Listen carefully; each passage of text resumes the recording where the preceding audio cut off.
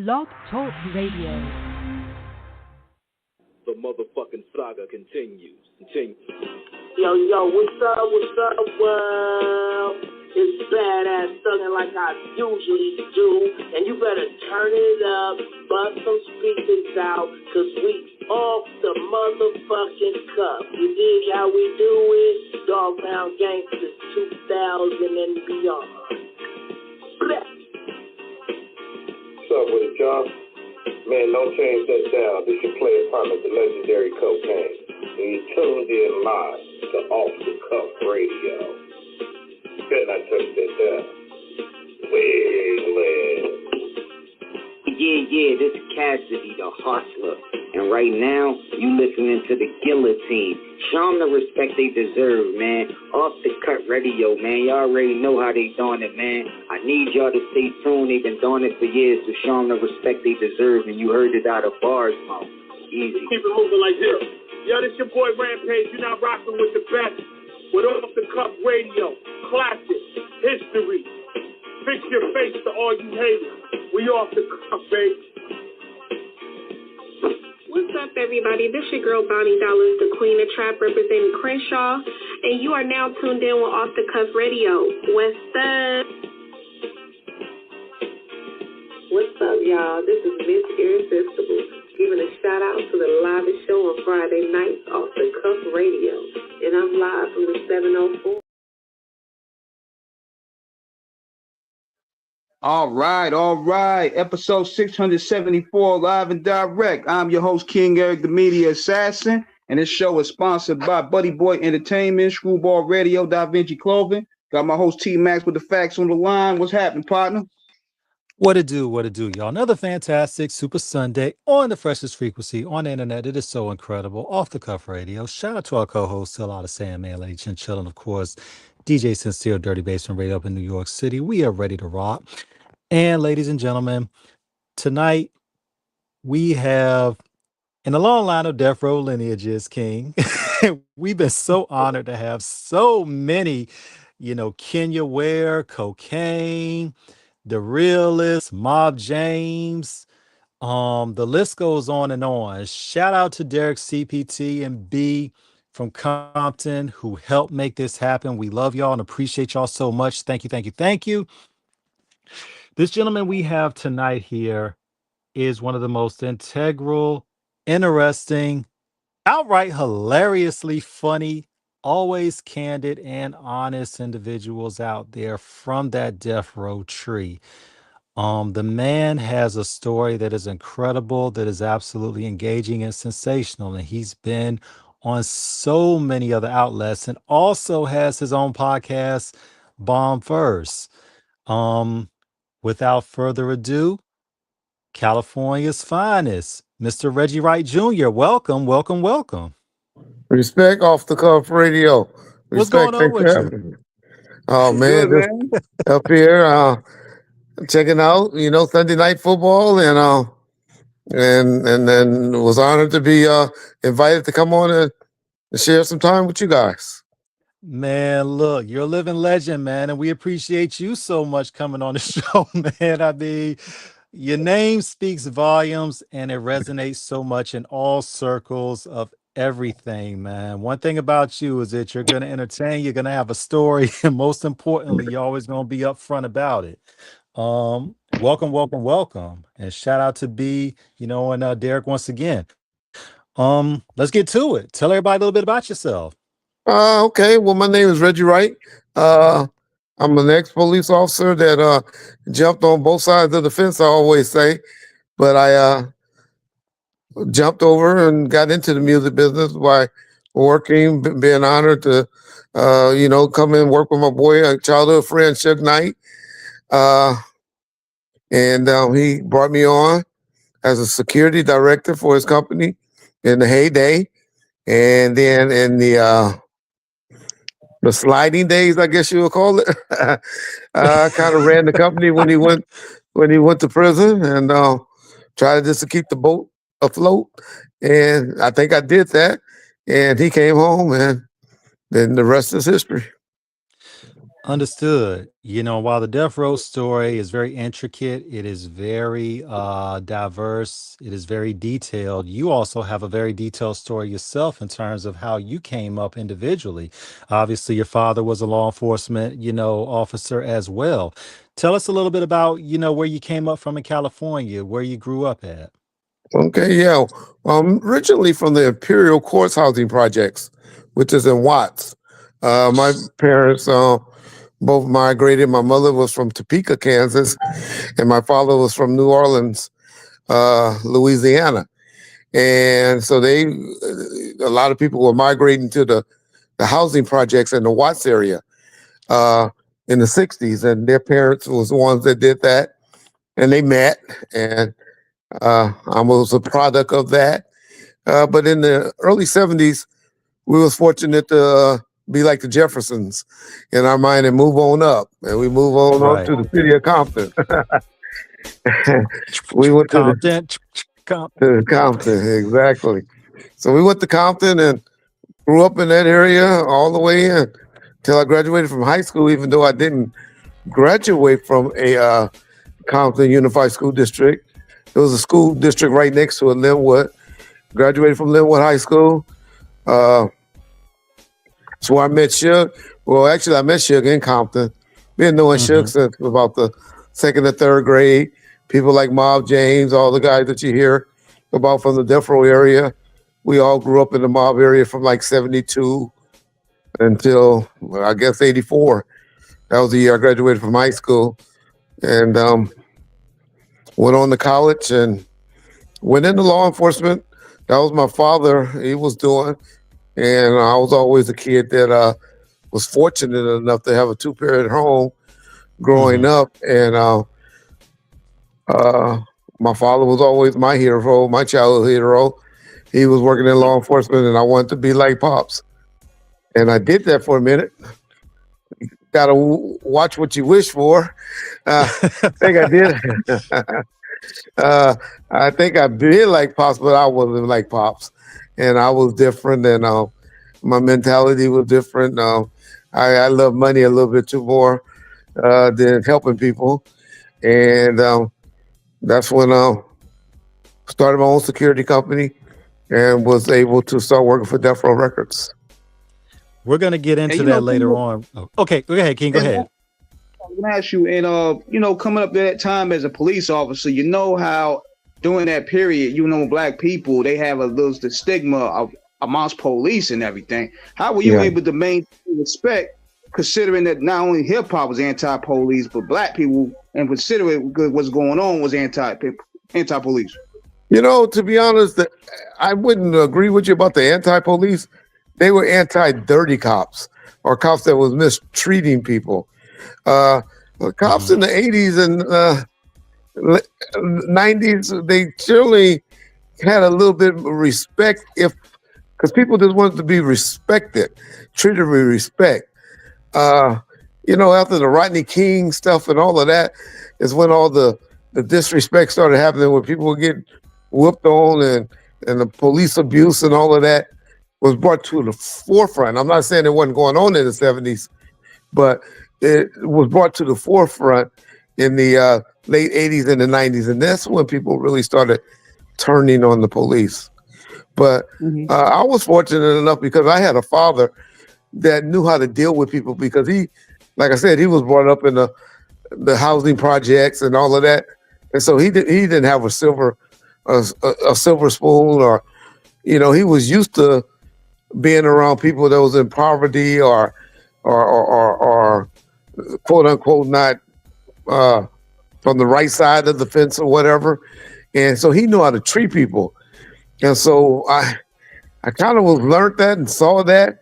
I didn't take that on as much as I would have liked to, now being an older man, when I was younger, but he stayed on my ass about being that way. Understood. And we're going to get into that later on, Reggie. Not you specifically, but when we think about Los Angeles Police Department, there's a lot of history, from the Rampart scandal to the SIS.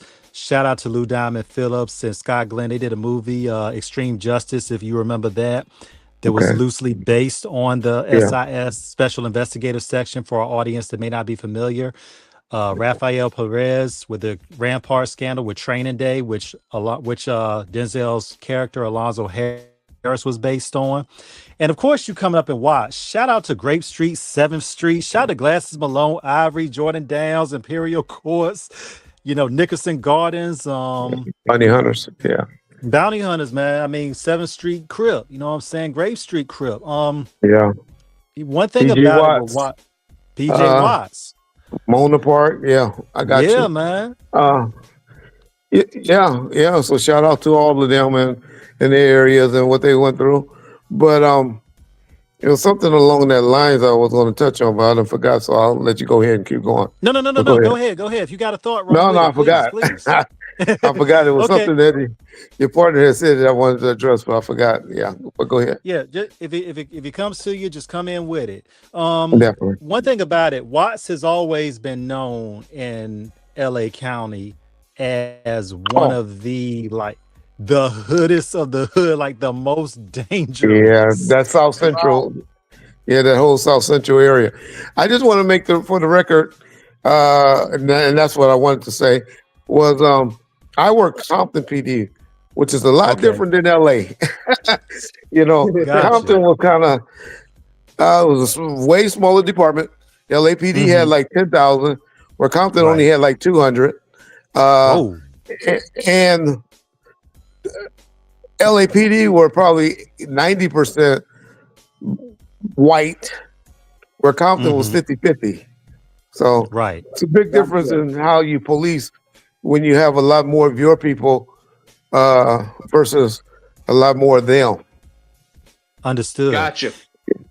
When you look at it, Reggie, coming up, and you talked about how your dad was in the hood and interacted with people, so he had an innate sense of people skills that are imperative in reference to community interaction. Correct. How important is it in the community for people to see those that look like them and know that despite the stigmas and the mistakes and misgivings about law enforcement, that it is to protect and serve, not punish and enslave? Correct. That's the main time. But I'll be honest. There's some black cops that was just as bad as white or Mexican cops. Right. And I think it's just about, number one, I think it really needed the age requirement need to be higher. Gotcha. Because luckily my father, when he became a cop, he was 30 years of age. When I became a cop, I was 19, 20. Right. Not enough life experience. You know what I'm saying?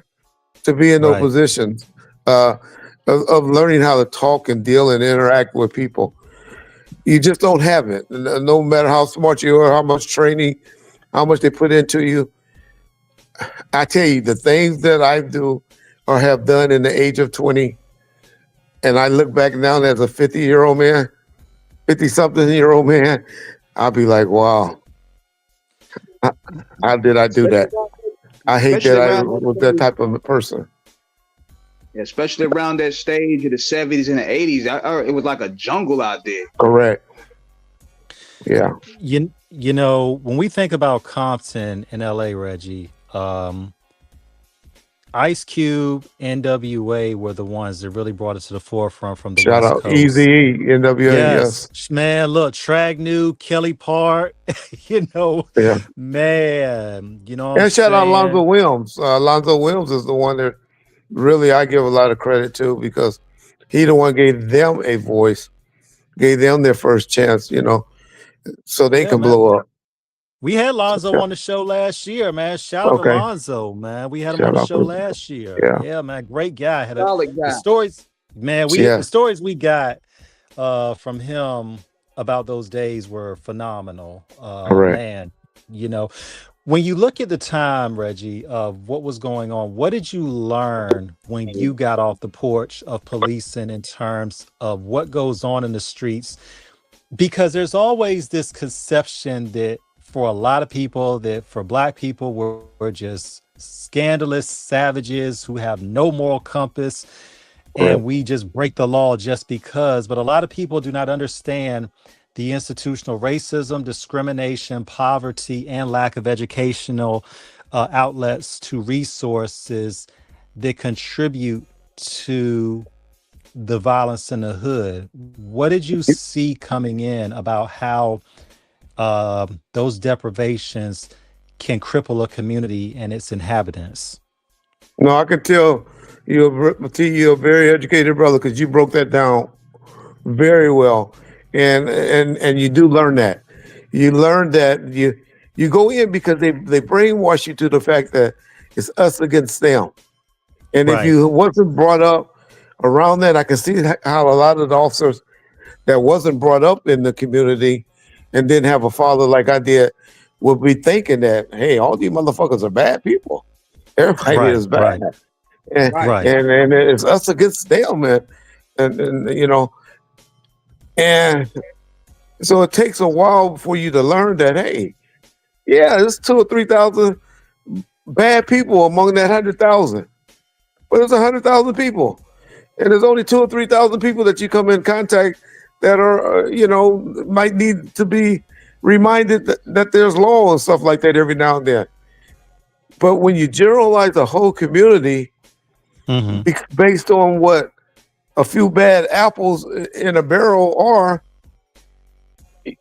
and you're treating everybody like you treat those people that are the spoiled or the bad apples, you just got to learn that most of these people that commit the crimes, even the ones that have committed crime, don't want to be in that situation. It's just the hand that they were dealt, the way that they learned or was brought up, and just didn't know any better.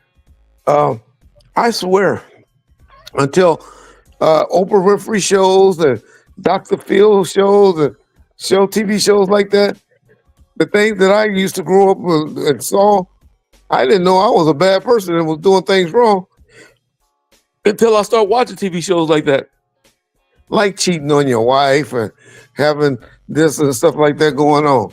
Because you saw it, you grew up around it, you thought it was acceptable. And it's not until you get brought up and things get brought to your attention. I don't know if it comes with age or what. I just think it comes from exposure that a lot of people did things that didn't even know it was wrong. And that's wild. That's the nature of the beast right there, man. It's like when the blind leading the blind, people are just looking for comfort, whether it be a male figure or whether it be a parental figure. So they lead to either gangs or form of crime to fulfill those vices. And you didn't even know that it was another way of doing it or that is not the right way. You just thought it was normal. Yeah, and it's crazy product of the environment. Product of the environment. When you say that, Reggie, about the ethos of the department was us against them, once again referencing the OJ documentary with Daryl Gates, in that situation of how he basically invented what would be known nationwide as SWAT. And when you're looking at what was going on, but the way that he was, and we don't want to give it too much air, but we also want to acknowledge that he set the precedent that would be the inflammatory treatment of minorities in Los Angeles. And then it obviously spread into Compton because this was how police work was considered to be in terms of going in the hood, beating everything down to let them know, like, we in charge. For the 80s and the 90s. But we've been having problems with, I mean, I'm up here right now rewatching all of Godfather Harlem. You look at that shit been going on for a while. How the white cops were treating the blacks and all that. So it's been going on. So we can't just blame it on Daryl Gates. It was long before Daryl Gates came around that law or the white and the black or law enforcement treating black community or the brown community different. That's been going on. But Daryl Gates for what? Let's just say the rock area, the rock cocaine area. He had a heavy hand, and it was and you got to remember his racial or his the the percentage that were white versus the percentage that were black officers that was on the department. It was a high percentage.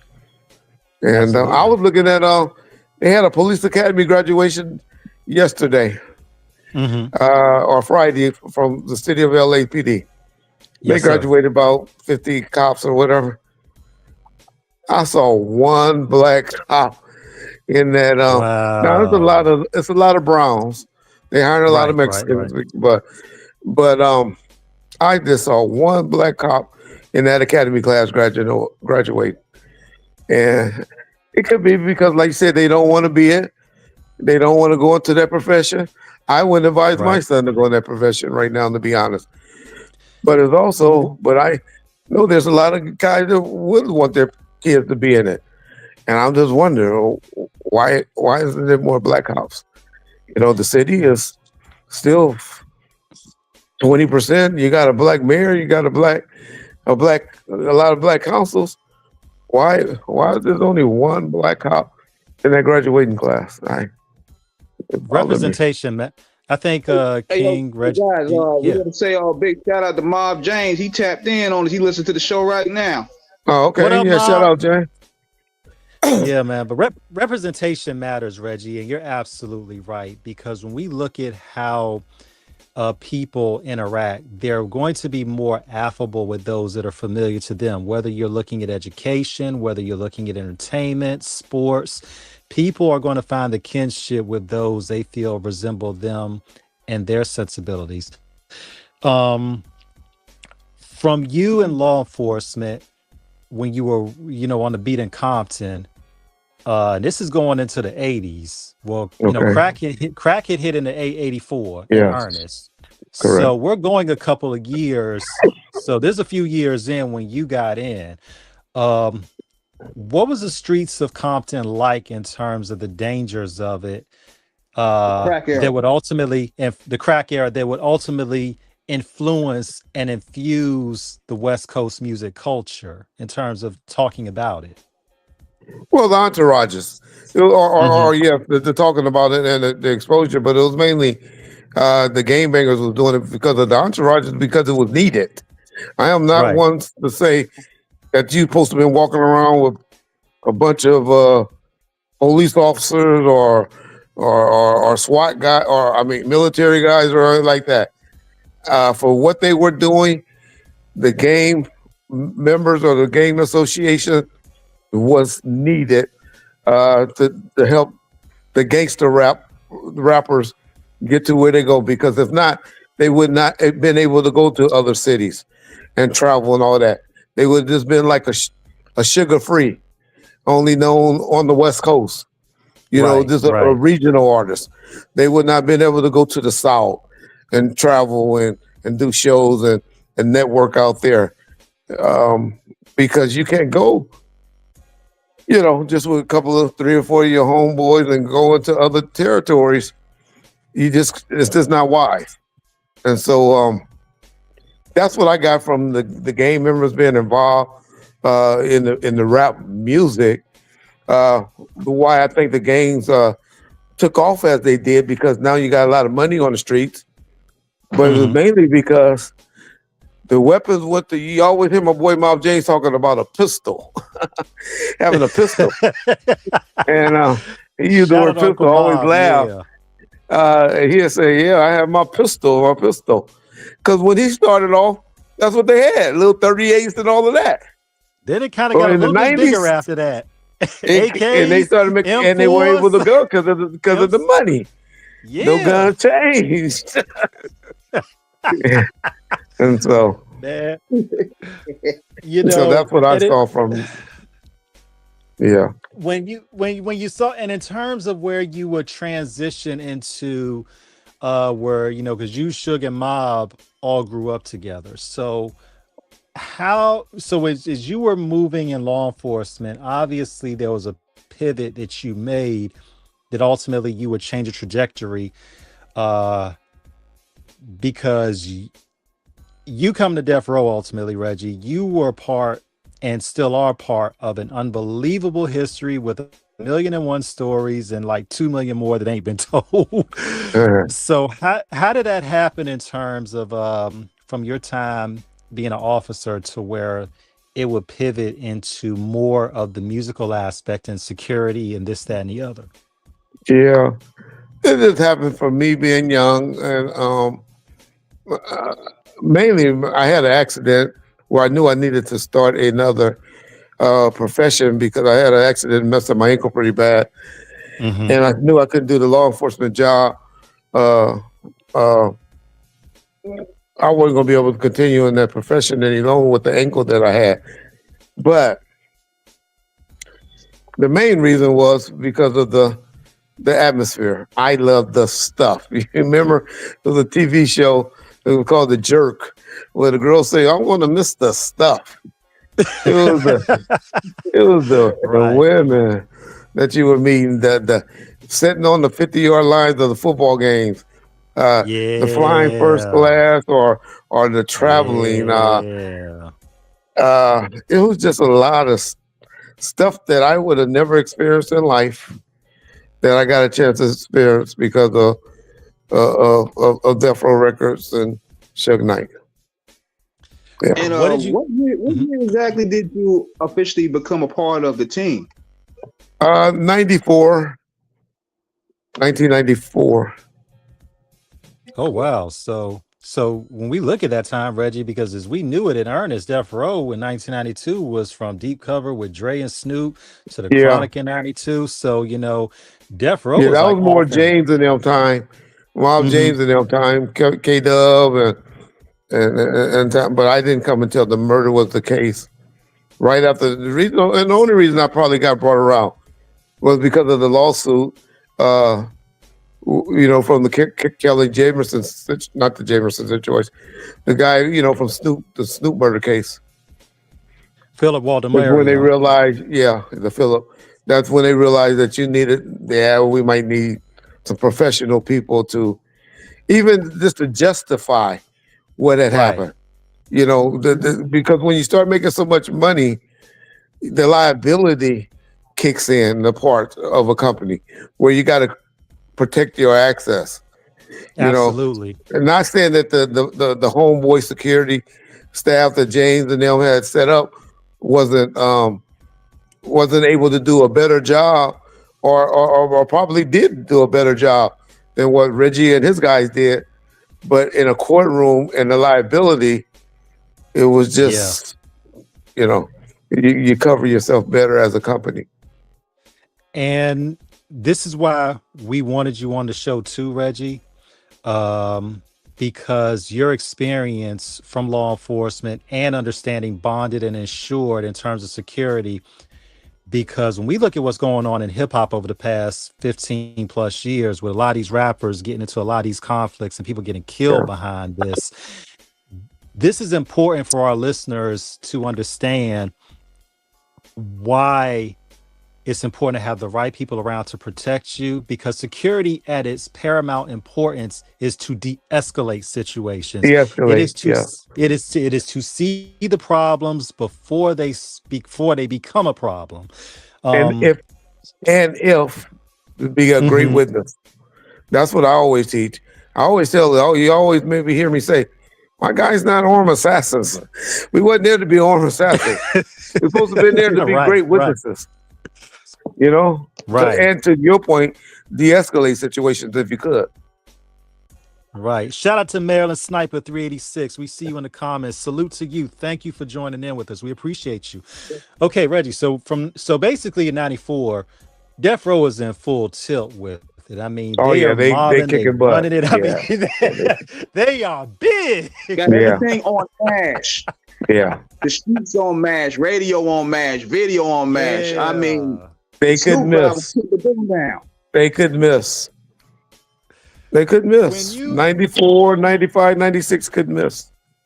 When you looked at from your time on the street as an officer, and you would see, especially in Compton, so you knew a lot of those rappers or knew of them like MC8, King T, all of DJ Quick, to be honest, in fairness, and I hear you, and I'm sorry for cutting you off. but No. you didn't see the Please, go ahead. rappers. You didn't know the Okay, rappers. got you. You knew the entourages. You knew the entourage. I didn't know no fucking Dre. I didn't know, but I knew the guys that the James and all of them. The one, well, I didn't know them. I didn't. Right. But you pretty much knew the entourage. You didn't know Quick. You just knew his boy Don Zelli and people that was Tony Lane and stuff like that. Yeah. I just want to clear up the perception that because these rappers didn't hang in the hood like that. It was mainly the entourages that you knew. And I wasn't trying to imply or insinuate anything, but thank you for clearing that up. And also, you made a great point because, like you said, a lot of the rappers weren't in the hood like that, and I think that's what a lot of people. And we're not trying to throw shade when we say that, and they shouldn't be. Yeah, they shouldn't have been. Right, but a lot of people will always say, "Man, they be in the hood," and we've done this show for a while. We talk to people on air and off air about what really be going on in the hood, and they'll tell us like, "You don't see such and such name omitted, from being out there like that." When you got into the security part of it, Reggie, what did you? Because what you said about the homeboy security is important of what not to do. You don't hire people for a job because you know them. You want people because they're qualified and they know how to handle the situation when the situation jumps off. Well, I think you need both. You got to have guys around you that you trust. Right. You got to have those. Understood. Yeah. Right. Okay. Yeah, I was just saying, but you don't want people that you're just bringing in who do not understand what it entails in terms of the duty, and that's what I was trying to articulate. Got you. Yeah, you did. Yeah, but when you learned, but understanding you have, that you're bringing in people that are responsible for people worth millions of dollars and more. What was always the conversation you would have with prospective employees about what it entailed? I didn't like Hollywood guys. I had Hollywood guys. I found out. But if you notice, whoever heard of Reggie Wright until about a 2009, 2010 or whatever, or when the crackers started making allegations about being involved in all that. It took a while to find pictures of Reggie Wright with any of these guys. I hated guys taking pictures and always in picture shots and stuff like that. So that was my whole thing to the do's and the don'ts. Hanging out, smoking weed and trying to drink with them, trying to be one of the homies. They had homies for that. Be on point. Right. Be professional. Stop trying to be the friend. They didn't need us to be their friends or anything like that. They need you to watch out for them and to try to de-escalate a situation if it comes up, and you be the one, because you're going to be the one that I wouldn't want any of them to go to court testifying of something to happen. But I expected my guys to be the ones to go and do that if need be. Exactly. When you all got, okay, go ahead, King, go ahead. Yeah, I was gonna say, and I know for sure being around that time period where those guys was really doing it like that, I know every day was like chaos, like kill or be killed every day, man. You felt that, but I'll be honest, it was very, very few of those situations, but the potential was always there to be there. A lot of the stuff that happened was them bringing it on themselves, where you hear the red room situations and stuff like that. They were creating situations like that, where it wasn't like people very rarely came up to them initiating stuff with them. There were situations like that, but that was very far in between. But you always had to be on point or thinking the possibility of it happening. Yes. Absolutely. When you all really got fully immersed in it in terms of understanding it, what did you all learn in reference of a celebrity's life, the day-to-day activities, and learning about them as people? Because for us on the outside, we just saw the star-studded glow of celebrity, but we didn't necessarily, and this is before social media, you know what I'm saying? Yeah, correct. So the only time we really had any interaction or even knowing was shout out to the old Source magazine, Dave Mays, John Schechter, all of them, of course. Double XL will come later. Shout out Elliot Wilson, all of them. So that was our we only knew about the Correct. journalism And that was a part of month it in later. terms of what we read. And that was a month Yeah, that after it was happened, later. right? A month later. Yeah. Yeah. Yeah. Yeah. What was it like to just be around them, about being around like Snoop, Pac, Suge, and just, of course, shout out to Kenya, our big sister. We love her dearly. Yeah. What was it like just being around them as people? Well, you didn't. You looked at them as normal or whatever. You had your own opinions about them. I didn't. I always say I didn't realize or respect what I was around until after I wasn't around it. It was like a girl. You don't miss the water in the well until it goes dry. In some situation like that, then you respect it. I'll be honest. I didn't respect the legacy or what I was around. Didn't appreciate or didn't understand what I was around. What was going on in real time.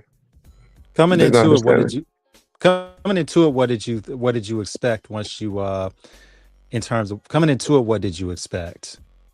I was probably more like a fan, like most that was like, okay, this is going to be nice. It's going to be nice to go to the clubs and to go out to the concerts and stuff like that, and to travel and stuff like that. But then I hated travel. I hated it.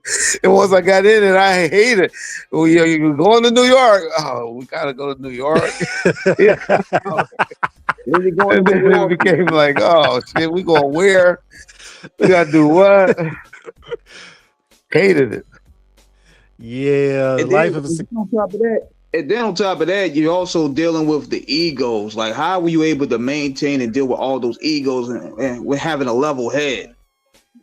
I'll be honest, I didn't have that problem because I was kind of like next to Suge, and so guys kind of gave you a little bit extra more respect because they kind of they always wanted something or needed something, and when they know you kind of had a little influence over Suge, they didn't want to rock that boat, and so maybe Snoop and maybe Tupac didn't give a fuck like that, but all the other ones appeared to be. And then Snoop and Tupac, they were just appreciative because they just wanted shit to roll. They just wanted to make sure they had their security and that they, it was just like, okay, we good. They just wanted to make sure everything was working because they were really the ones getting catered to and pampered.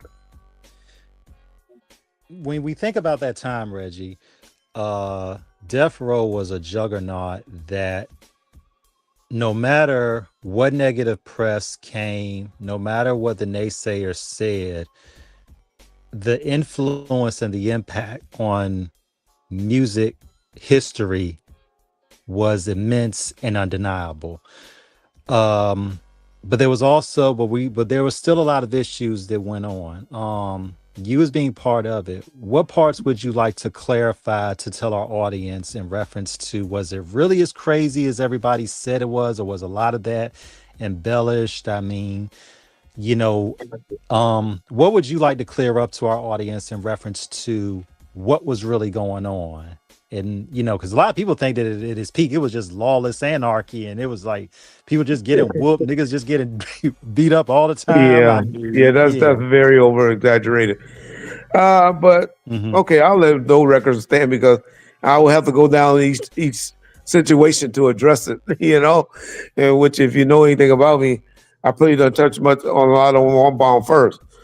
Right. But the one thing is, if anybody know anything about Reggie and Suge relationship in 2025, it's not great at all. Understood. It's not we great know. at we all. know.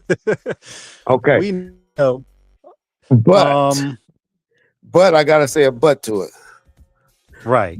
But what people think about Suge as far as beating them and stealing from him money from them, that was not Suge Knight. Understood. The homies might have got gypped a little bit. They might have deserved or felt or should have been entitled to be a little bit better because they were putting their lives on the line and stuff like that. But as an artist, for what an artist was supposed to get, I believe, in my opinion, from seeing what I know was spent, how the music game go, and all of that, everybody was always in unrecouped status. Mm-hmm. I really believe everybody, and so that's the misconception about Suge that I think a lot of people get, that he beat them all the money. I didn't see it. Shout out to Kenya Ware. Hey, I say, go which ahead, is crazy. No, I don't think people understand the business aspect, because a lot of people think actually the artist supposed to make more than the boss. There's a lot that goes in it. And Suge, I remember Suge telling Tupac one time, he was like, "Suge, you need to stop trying to keep up with me. So I got money coming in from here, here, here, and here. You just got money coming in from this one way, you know?" Right. And on that one element of it, Reggie, we appreciate you clarifying that. Shout out to Kenya, because she said the same thing. We had her on some years back, that everything was always square biz, and everybody got what they were supposed to get. Let me say this. Okay. But they didn't know. The reason why they didn't know, because Death Row messed up. Now, their biggest mistake, y'all know anything about me, was he didn't have a royalty department where people want to know. You just told us something we didn't know. Please elaborate. Did not have a royalty department. It was just like everybody was just getting advanced, he was just paying for everything. That's why everything was in Suge's name. It wasn't shit in Suge's name. Everything was in Death Row name. And so Death Row would just buy you stuff and put stuff in their name. And you want a car? Okay, here's a car. You want a penthouse? Here's a penthouse. You need how much to live? You need $50,000 investment? Here's $50,000 investment, or $10,000 or $15,000. Whatever your worth was. Right. And so, you need studio time? Okay, go ahead. You got studio time this day. And that was the problem, where it wasn't like a normal record label where they would be like, here's $150,000, bring us an album back. Right. It was, you with us, we're going to make an album on you. We're going to have this artist come in and do this. We're going to, don't worry about $100,000 beat from Dre. Dre gonna be there to do a beat for you. Don't worry about Quick. Quick costs $50,000. Now Quick will be in there. You're gonna do some work with Quick this day. And so that's where it gets creepy, and that's why a lot of people think they got beat. But you listen to the people that said they got beat. Right. What album did they put out on Death Row? Hey, I mean, you know more about this than us, and I'm laughing, Reggie, because the level of honesty that you gave. I mean, but it's real though, because when you're looking at what was there at the time, I mean, Dre was literally just dropping heat all over the place. Quick would come later. I mean, but man, I mean, imagine. Daz. Daz. I mean, we can't forget Daz. He grew up to be I mean, Hutch from Above the Law, 187 was around doing so. He had Devontae Swain from Jodeci doing beats for R&B people. I mean, this, just as an artist, what did that mean for just being an artist there, to know that you had access to all of this talent at 24 hours a day, literally? What was that like? I mean, I don't know, because I was never an artist, but I just looking from the business side and now understanding it now, I get what people want to know. Okay, you want to see in black and white. Okay, I spent this much, I made this much. This is what I'm supposed to get. But so I get where they get mad and disappointed. Right. But I just know that but I also know what he was just giving out and what he was spending. I know the limos that used to sit in front of people's houses 24/7 every day. I know the security costs for the ones that had security. I know the ones living fucking never had an album out, living in a condo in Brentwood at the time, living on Wilshire and all of that, on the Wilshire Corridor, driving around in Lexuses and Mercedes and all of that. And you never did an album for me. It's crazy, Reggie. It's crazy, Reggie, because and one thing about this show, we always want to be as actually accurate as we can. We're never going to make any crazy ass statements, anything talking out of our ass, just trying to sensationalize. Snoop, the infamous 1998 Source magazine issue where he's on the cover, I believe it was May 98, and he was talking about how he didn't get his money, and this had gone back to October of the previous year, 97. So this is where we have to put this in context of where there were always those inquiries. We didn't really know about it until Snoop said something at the time about, he said, you know, that they hadn't paid me since November. That was true. Well, let me just throw one thing out just to shut up Snoop. Please do. Please do. Snoop, an album called Doggy Style, right? Yes, sir. At that time in the 90s, let's say it sold 5 million records, right? Right. Michael Jackson told y'all, at his best, he made $1.20 a record. $1 to $1.20 a record. Right. That gives Snoop $1 a record. He sold $5 million. $5 million. Okay. He had a murder case for attorneys and all of that, and a judgment that cost $4.5 million. Whoa. Right? Oh, gosh. Yeah. He lived in a house, had a penthouse, and then he had a stash, another house over in Eagle Rock. Mm-hmm. The time he was on death row. Yes, sir. He drove around. He was ushered. He had a limo driver that drove him around in a Rolls Royce. Yes, sir. He had 2 security guards every day with him.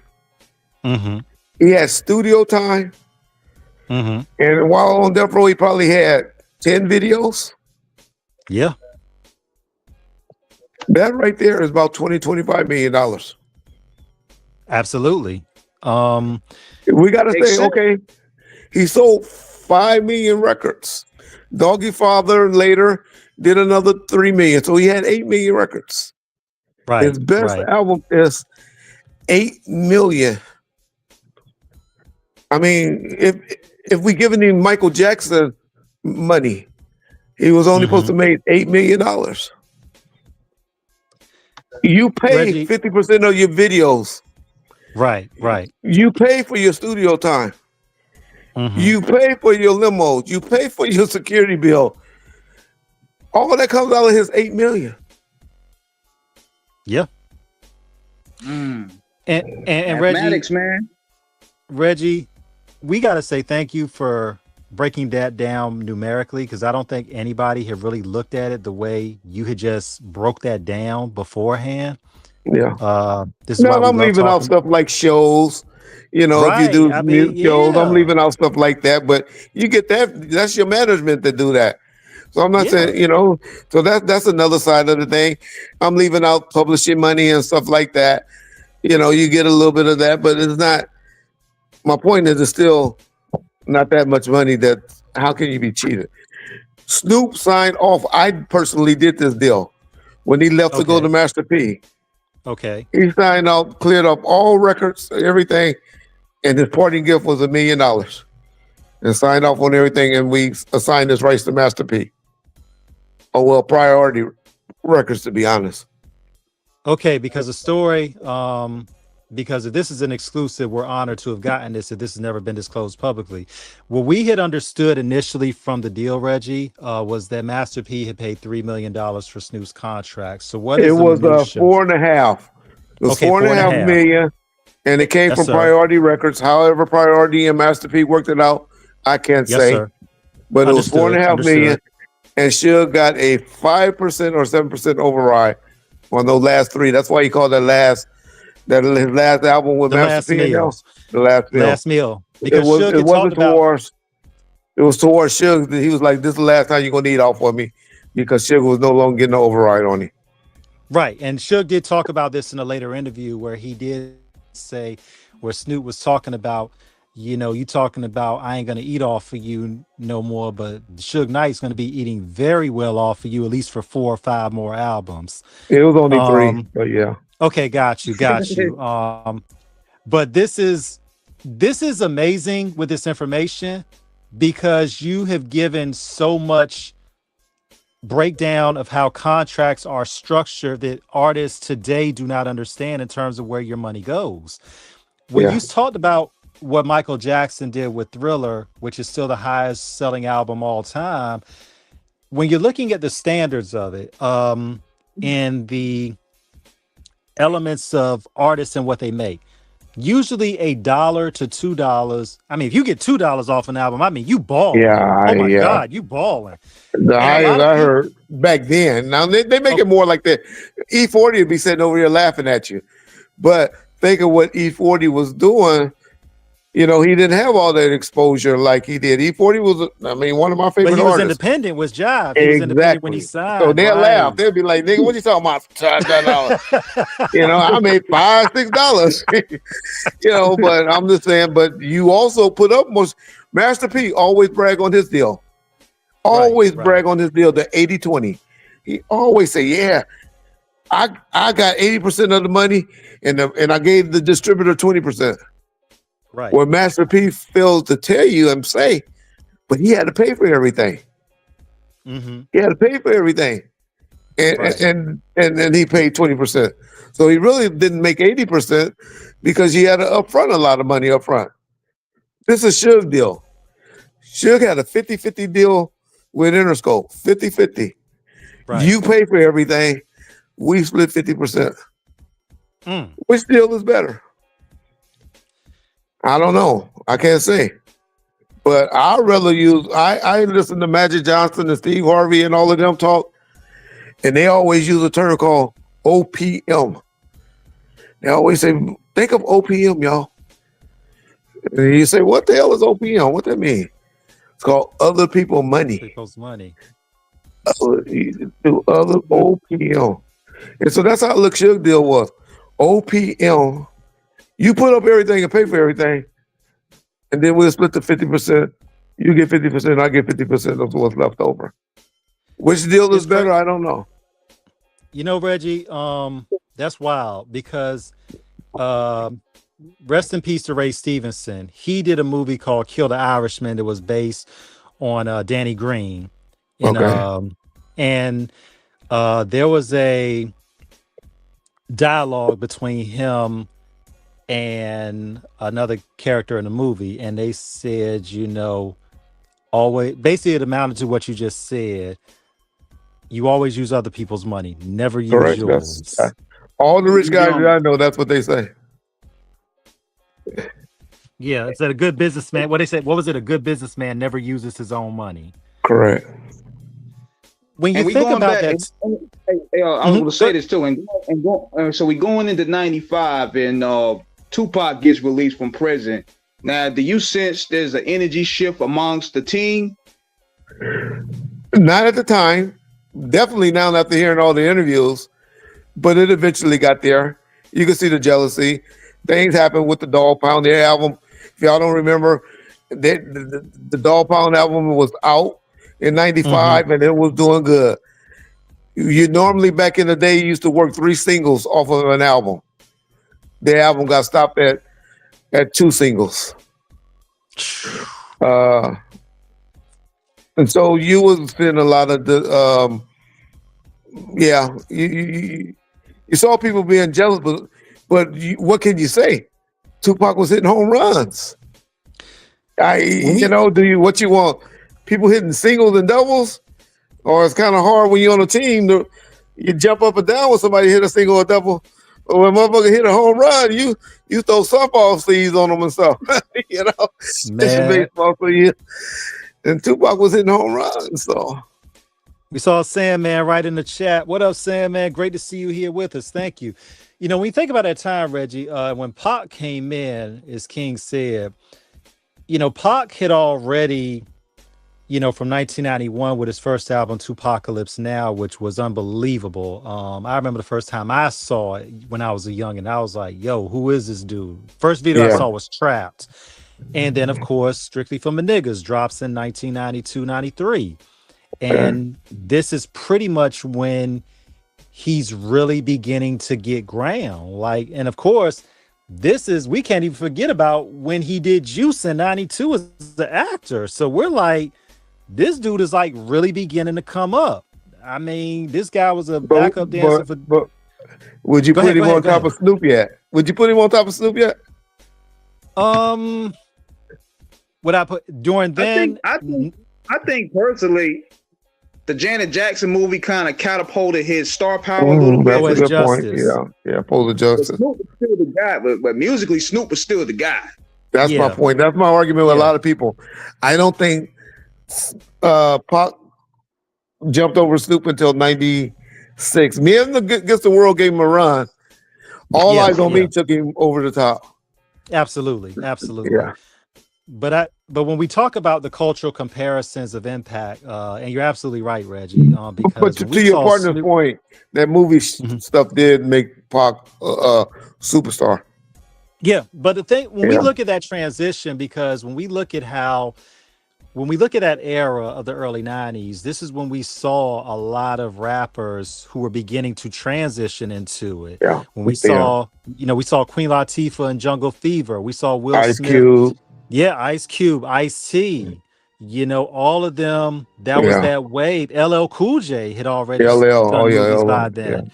So we were already seeing this in motion to where the transitions were coming, where hip-hop was becoming more ubiquitous in not only music, but also movies as well. Pac's raw presence in Juice, because we still had not seen the best of him yet. Snoop, but then you figure 1992, the summer with the deep cover, and Dre and him come together, and we like, yo, who this dude from Long Beach? And then like, Doggy Style. And we all forget Doggy Style beat Garth Brooks out at American Muse in 95. That album was hotter than Peace News. Everybody, I remember the rollout. It felt like a movie. Oh, yeah. Well, it did come out with that Murder Was the Case video. That was almost like a Thriller. That was on a Thriller level, a ghetto version of Thriller. Man, shout out to Chris the Glove Taylor. We had him on the show last year, a couple years ago. Chris. He talked about it. Yeah, he talked about when he did the work on for y'all.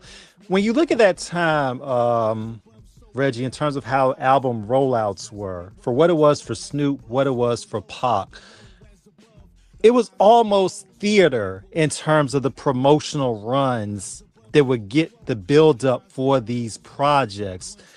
What was that like to watch it from that time, seeing how the machine would work in terms of brainstorming? All right, how are we going to promote this album? How are we going to do this video, this, that, and the other? How are we going to release the singles? If I'm keeping it real, I wasn't involved 95, 94. I can only speak after 97. But just saying that, it was a format that was done, and that was which are the 3 best songs, and we're going to radio, and we're going to do a video to them, and we're going to blow them up on the box. You remember the box? BET. Yes, sir. Yeah. Shout out Uncle Ralph. Shout out Uncle Ralph. And MTV. We're going to blow it up. We're going to pay. We're going to spend $100,000 on the box, just playing that every day. We're going to go to college radio and have them beating it up. And we're going to get in all the trades, the magazines, the BRE, Sidney Miller. We're going to do all of this stuff, Double XL, of course, Dave Mays and Source, and then later on Vibe. But that was the whole plan, and it was an easy formula. But the main thing was the clubs and the DJ. The mixed DJs and the club DJs. Make sure they got the vinyl. Make sure they got what they needed, and that's why Suge was big and instrumental on the street teams. I know a lot of people give Rough, the guy from Rough, Kevin Ruffin, I think his name was David, the Ruffin dude, the white dude that had Loud Records. They give him a lot of credit for the street. Steve Rifkin. They give him a lot of credit for the street team.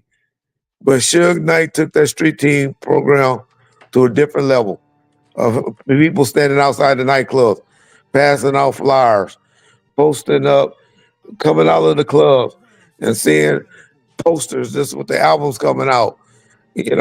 Going into mom and pop stores, making sure they got enough merchandise and everything so they can build nice displays and stuff in the stores. So everybody know that those albums are coming out. And that was the rollout plan. But the main thing was to get it on the radio and to get it in rotation on BET. When you think about that time, I mean, when you look at how y'all did it, Reggie, because this was literally guerrilla warfare in terms of grassroots growing it. So you all really had to get out and meet the people and do what it took in terms of really getting into the DJs and everything. When you think about it now, how do you feel about how music is marketed today as opposed to how you all did it? Well, it's easier because of social media. It appears. I don't know how in the hell they're keeping track of what they're selling and all of that with their streaming and downloads and all that. Mm-hmm. They say they have a system. I can't believe the system. Everybody I hear that's in the system saying they're getting cheated. But right. We want to get your opinion on this too, but please keep going.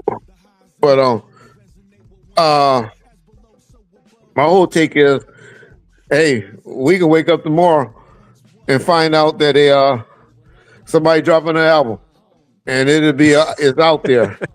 You know, right. They just wake up, don't drop an album today.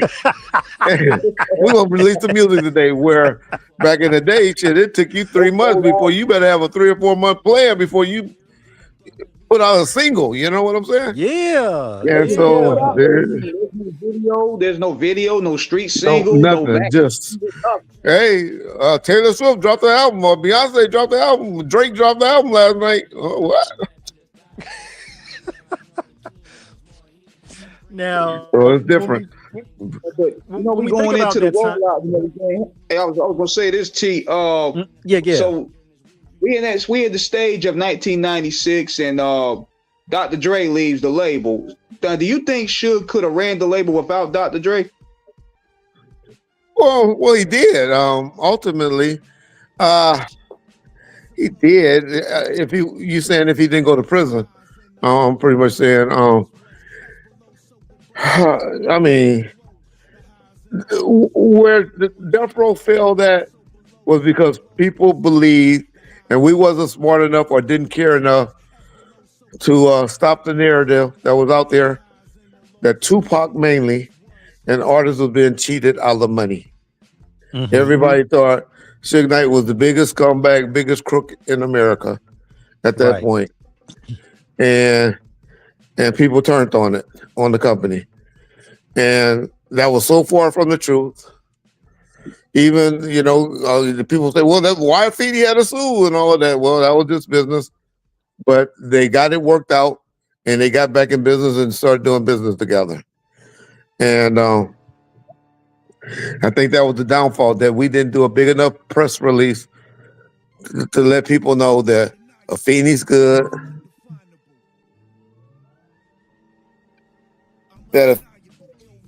and that nobody was cheated, or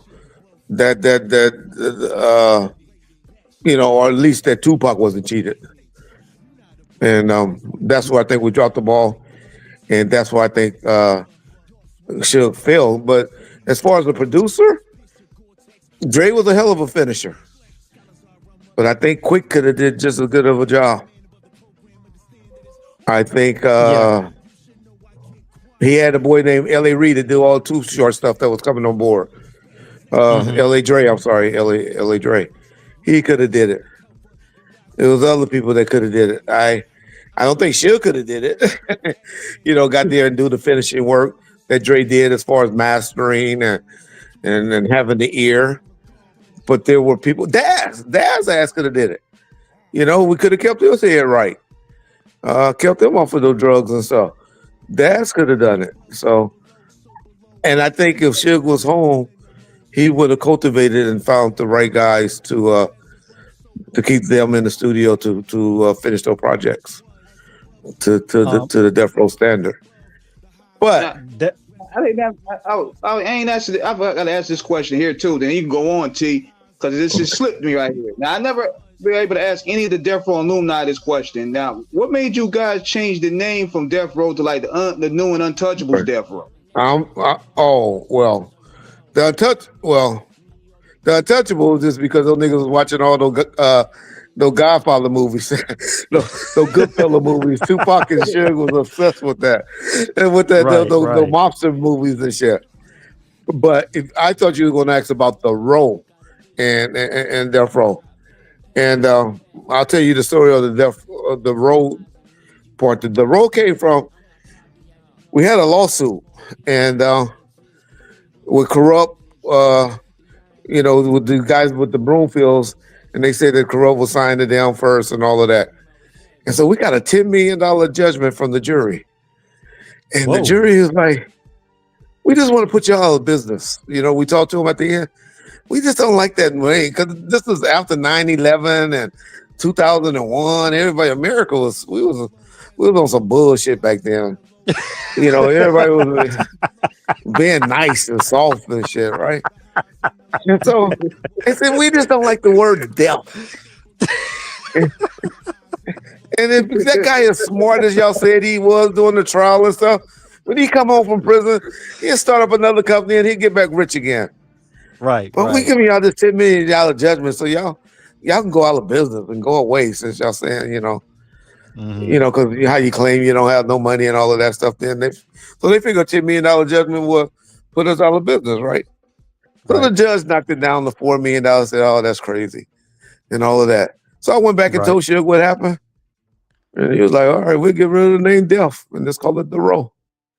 And that's why he came up with the 4 minute. That didn't last long. He even talked, if y'all know this, that's why even Murder Inc. dropped it, because they were going through their RICO and all their bullshit at the time. They dropped off the word murder and with the ink. It was just the record labels and the people that was running it, the big corporations was now taking over all of the independent companies was all gone. Priority was with Capital. Interscope was with that water company, Vende or whatever that was. It just all went corporate. And we went through something for a minute. Just to answer your question. But But I know your thing was the Untouchable. That was just from Monster. That was just from that damn Monster movie. Watching too many Monster movies. That's wild, man. But when you talk about the academics of it, Reggie, you're speaking on something that is very, very, very poignant and urgent. Man, where are you educated from? Where in the hell are you educated from? Where you go to school? Look. My mother's listening right now. My mother's on air right now. Love her dearly. Oh, I'm sorry. I'm sorry, man. No. It's okay. No, Reggie, it's okay because my mother was an English major and she's a doctor. Okay. In education. Okay. So shout out to moms. They did a great job raising you. You're very well spoken. Yeah, my mother. I have never spoken to this gentleman before in life, and I picked up on it just in we've been on an hour now, and I was like, damn, this brother's smart. Hey, but man, go ahead. Yeah, man. But that's why I get it from. Yeah, but I get it from my mom and my dad. And my dad from the country, we call that horse sense. My family, we got lawyers, doctors, teachers. It's okay. Yes. Okay, but you tell all their education. Where you get yours from? Where are you educated at? Got to go back and finish it, but shout out to the Green and Gold, the great Norfolk State University in Norfolk, Virginia, and of course, Norfolk, okay. College. HBCU school, okay. Yes, sir. Okay. Love my HBCU. Okay. Yeah, that's my biggest regret in life. I sent my son to UC San Diego. Had all type of scholarships at all the black colleges. Everybody wanted him to come in the engineering program. I mean, I still owe $100,000 on scholarship sending him to the white people's school, but I wish I would have sent them to the HBCU schools. Didn't know much. We're in California. We don't know much about them out here. Ain't nothing like it. Tell the youngest. Those experiences. Yeah. I wish. King is in North Carolina. I'm in Virginia. We got a ton of them between our states. Tell Yeah. everybody, all the youngins in California, come out here to down south to the East Coast. We got Yes. a bunch of them.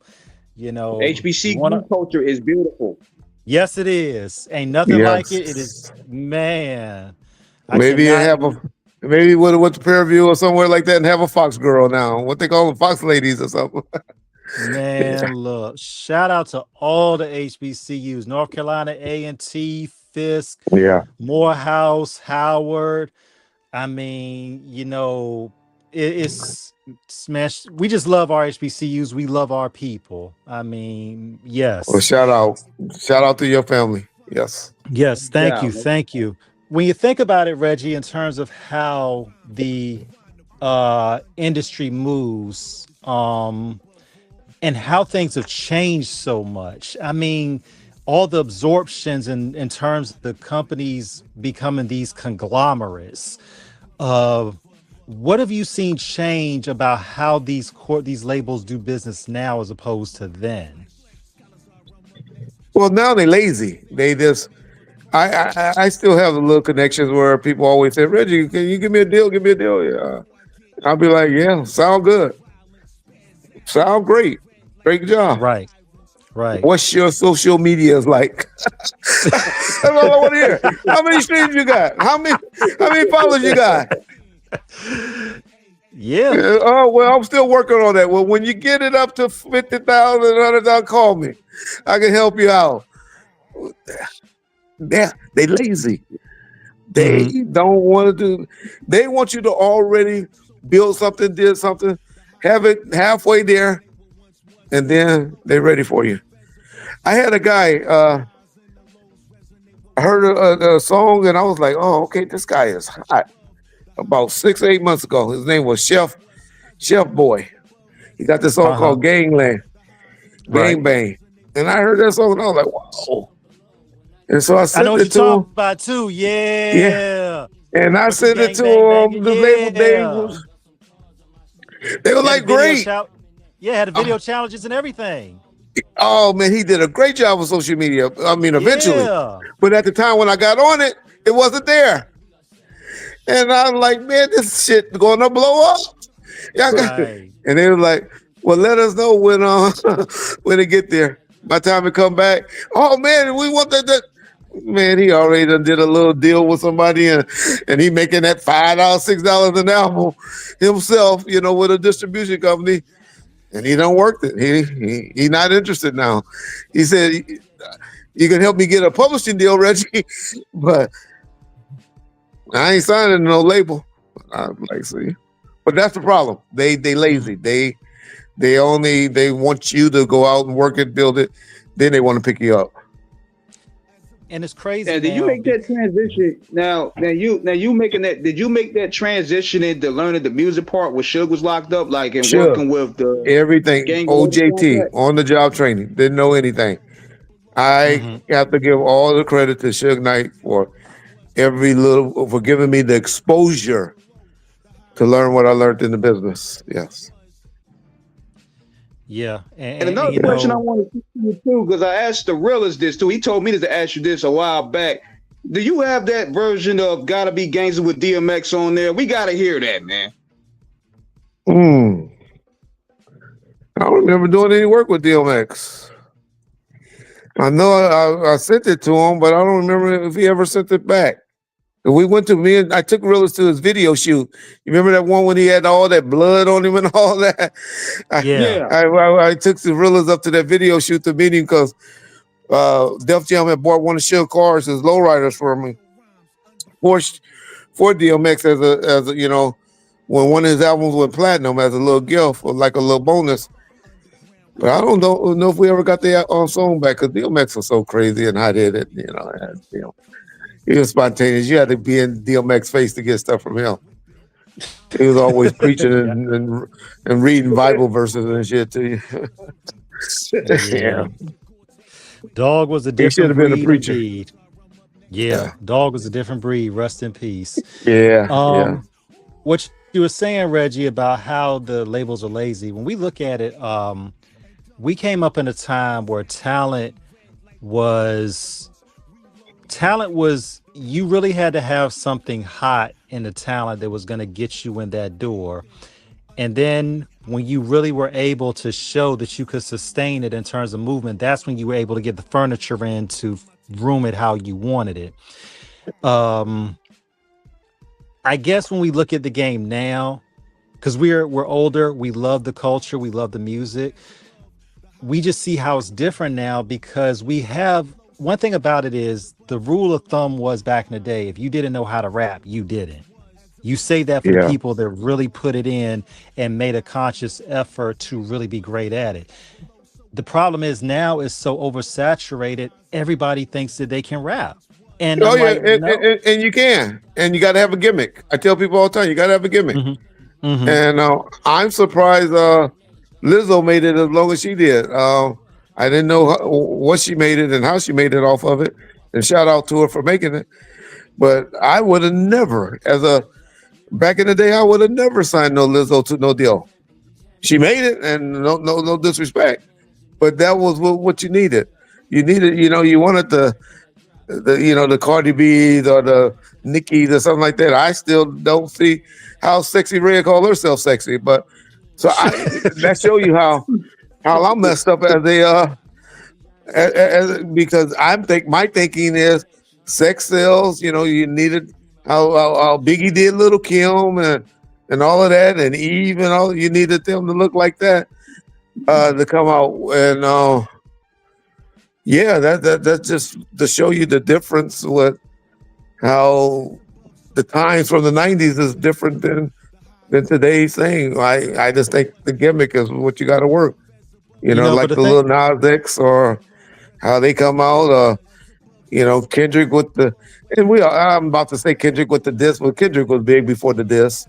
Yeah, absolutely. Section 80. From the first album. Yeah, I still say that. Please, bitch, don't kill my high. Don't kill my high. I love that verse.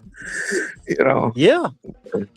But when we look at it though, Reggie, and King, when we think about, because what you said about Lizzo, I think aesthetically for where Lizzo, and while we're on the show, we always want to be honest, but we never want to say anything incendiary, but we do like to speak our mind in terms of what goes on. Lizzo probably for where she was at a certain point, because for all of her crazy antics, and no disrespect to Lizzo, let me clear it up. I don't want to come off like that homosexual. No. I get what you're saying. Yeah, but she's talented. I mean, the girl, really, when you break it down, the girl is talented.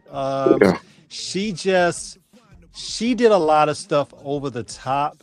I think that from my personal view, she didn't have to, because to me, the talent was already there with her. But she was trying to. But when she got noticed without the gimmick. Without the gimmick. Yeah, but even when, and I know this is tricky treading water on this, when we were talking about the aesthetics of her weight and everything, she was not I think, because there's always been women who were bigger in the industry, so we're not talking down on Missy Elliott. You remember they used to cover up Missy back in the day. They used to put her in like blow up dolls and stuff like that, because Missy was talented as hell. She's writing out everything that she did for Aaliyah and that little crew. But they hid her weight and her overweight. They made it like put her in like a bubble and stuff like that all the time. If you go back and look at her videos, you very rarely saw her body. Shout out to Missy representing Portsmouth, Virginia. That girl's a hell of a writer. Because her uncle was my high school assistant principal. Shout out to Bentley Harrell. Good guy. You met her some years ago when I used to work at Foot Locker. Great girl. Have nothing bad to say about Missy. She is a dog. Talented. She met. Look. So she was in it. So for our listeners that don't know, who may not know the history, she was in a group called Sister that was out of Portsmouth, and they had a song called Brand New. I believe it was produced by Devontae Swing. Rochester boys, the Rochester, yeah. And the thing was, shout out to DJ Gary 910, and we appreciate that. You said Lizzo had a small history with Prince before his death. If you want to if you want to drop it in the comments what it was, we appreciate it. Thank you for tuning in. But the thing is, DJ Gary, DJ Gary is a big supporter of DJ Quick. He don't let me talk about DJ Quick, because then he'll start tearing me up. He loves DJ Quick. Tell Gary we want him on the show so he can talk about his history too. Gary, thank you for tuning in. Yeah, but the thing is with Missy was that girl that in the industry at the time they didn't think fit the mold. You know, she was bigger, she was dark skinned, but nobody knew that this girl was going to become one of the greatest ever. To me, in terms of the modern day MCs, she's in my top 5. I have her. Female and male, both. In female rappers, she's in my top 5. Okay, she's female. In my top okay. 5. Yeah. Female rappers, she's in my top 5. Okay. I have her up there with Rhapsody, Jean Grey. I mean, you know, but Missy, she's in my top 5. She is phenomenal. And she, for what I understand, negotiated her own deal with MCA Records back in the day for the Gold Mine label. Well, I don't know if it was MCA or with my girl, because her and Sylvia Rome had a great, and I think Sylvia was running somewhere else. Okay, got you. But it was Sylvia Rome that really took care of her. Understood. And was it Atlantic? I think she was running. I think it was Atlantic Records. Sylvia. It was Atlantic or MCA. It was wasn't MCA. Yeah, it wasn't MCA, but yeah. Okay, got you. But Sylvia ended up with MCA, I believe, but it was somebody else. But shout out to Miss. Yeah, she's phenomenal. When you look at how the music, in terms of when you talk about social media and everything, when we look at how the marketing is different, you being, and we want to come back to your reference point in terms of being law enforcement, you all had some issues with a lot of people in the streets of Death Row. That's well documented. But it was a situation more or less that it was a lot of times we didn't necessarily know it unless it really became public. We have artists out here that are making their beefs public with other people. We live in a different time. Yeah, and getting killed because of it. It's social media, man. Social media. Yeah, please. I don't know if it's a good thing or a bad thing, man. Give us your indulgence, Reggie. Give us your opinion, please. We want to. No, I just say social media. We always love the pillow talk, bro. We always love telling why you do something if you can't brag about it. But now we got a bigger platform other than telling our women about it, our girls pillow talking. Now we have social media, and it's easy. You know, why did I kill Michael if I can't tell nobody I killed Michael? I want people to know I killed Michael. I remember an episode of The Sopranos where Christopher wanted everybody to know he was a gangster. He was the one putting in the work and stuff like that. And Tony had to tell him and say, man, would you stop? Boy, you go get yourself in prison. You keep, you know, he was going buying up all the newspapers and everything. Wanting everybody to know he did this and did that. And we caught up in social media, though. Every weekend. And it got worse now when people found out ways to monetize it. You know the fuckery is on steroids now. They don't even care about the shine, man. And they just care about the shine. They don't care about the gold. They don't care about the gold. They don't care. They just want the shine, man, just to be known. Okay, so we got to hit you with this curveball, Reggie. Death Row, if social media was in the 90s with Death Row, what would it have been like? Oh, man. I don't, you know, because we had all the trades. We had the magazine trades on lock. Right. You know,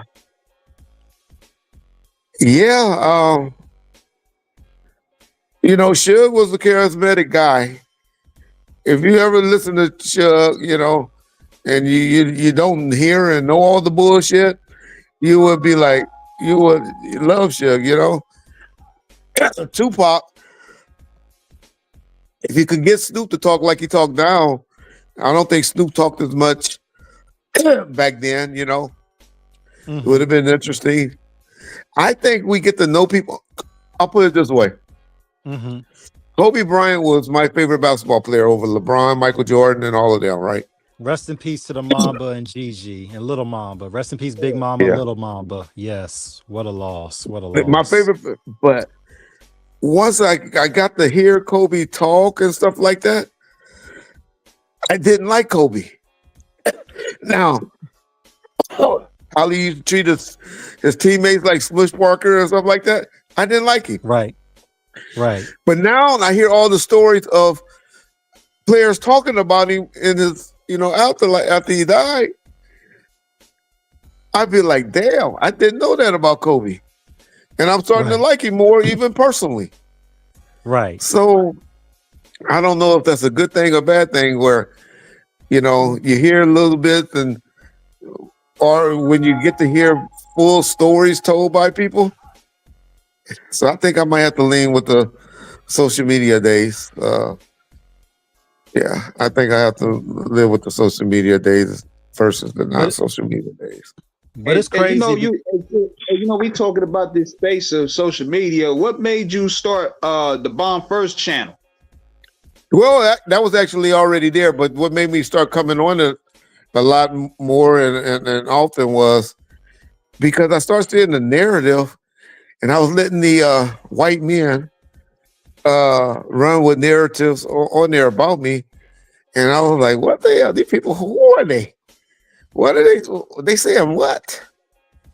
And then I have a son that's a third. And I was not responding, or nobody knew anything, never heard my side of the story.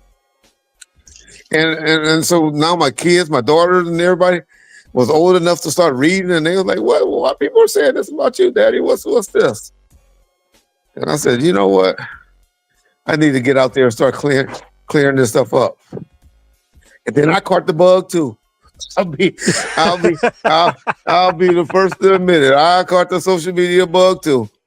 And then I caught COVID in 2020, and I've been recovering from that since, going on 5 years. Actually, it was 5 years on the 9th, 3 days ago, and or whatever, however many days ago. I caught COVID, and I've been recuperating from that. And so I've been having a lot of times on my hand. And so this has also been a lot of therapy for me the past time and to get over dealing with while I'm going through my therapy and trying to get back right. So and God bless that you still with us, man. I mean, we wouldn't have it any other way. When you think about it, Reggie, how important is it? Because I think the most important thing we can do with podcasts and social media, when done right and responsibly and with integrity and character, we get to tell our stories. We get to dictate the narrative. We get to be candid with our truth that is authentic and not somebody giving an artificial insemination of what their presentation is. This is me and my boy James' biggest fight. My boy James just started a channel, Mobbing with Mob James, right? Yes, sir. And James and I were... James is taking with the social media on a positive tilt. Don't want to talk negative. Just want to be positive and all of that. And he's speaking well, bringing on educated people and sharp brothers and positive men and all of that. They lucky if they get 1,000 views. Right. My whole point to that is, you got to have a little bit of the BS, unfortunately, and do the clownery and the effery to get the people attention. So then you can go ahead and put across the good parts, so you can get those views. Because if you're saying good stuff and if you're really just trying to help one or two persons, then that's another thing. But if you're really trying to get your message out there, unfortunately, you got to do some of the BS a little bit. It's because unfortunately, that's what people want to hear. They don't want to be. They don't want to hear positive stuff. I guess if you want to hear, and that's why I tell people, well, if you want to hear something positive, Joe Osteen got a nice segment of right now. You know, but you go over there and check that out. Well, the funny thing about it though, with Reggie, with what we've done, especially what we've been blessed to do with Off the Cuff Radio, this is King's baby. You know, we all are just part of the co-parents with it.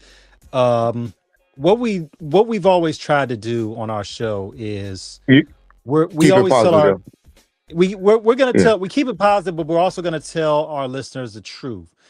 One thing about it, we may get wild and crazy like Saturday Night Live and Steve Martin, but we're never ever going to get out there to run anybody down. We're never out here to talk crazy. We're not like a certain podcaster who, if you go on the show, you might risk going to jail, getting indicted for something. Who are you talking about? Who you talking about? Who y'all talking about? Seriously. Well, we're not gonna out them on the show, but oh man, I've been away. I've been off the line for a while. I gotta make me have to go research who y'all talking about now. But he gets people to open up on his show. They tell everything, and we're like, but he even get people sent to jail. Oh, like, well, we don't tell the people to go on the show. Y'all talking about Vlad? Let me just say this. Y'all talking about Vlad, and let me just say this about. And people ask me about that all the time because me and Vlad are close. We talk probably once or twice a week. Gotcha. Let me just say this. We all grown men. Nobody sitting outside his door or in the studio with a gun saying, "You better say this." Right. You better say this. Like, look, if you man, stupid enough to say something to get yourself in trouble, that's on you.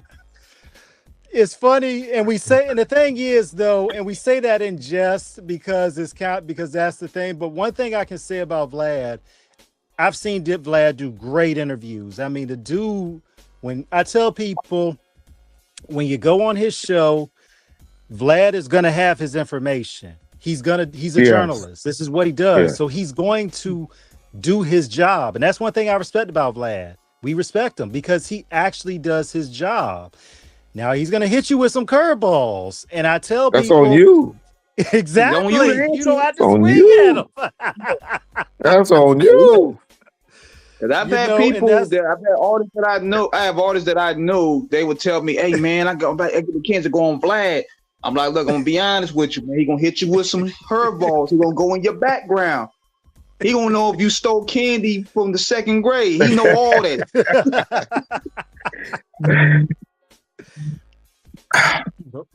But one thing about it is that's and I think, but no, but that's good. No, that's okay. But that's a microcosm of it, Reggie, because I think when we look at it, everybody wants to get out there to validate themselves as a certain level of what they feel is this level of danger, to give credence to an authenticity, to present themselves as this nefarious figure that is this big shadow, whether clandestine or publicly known.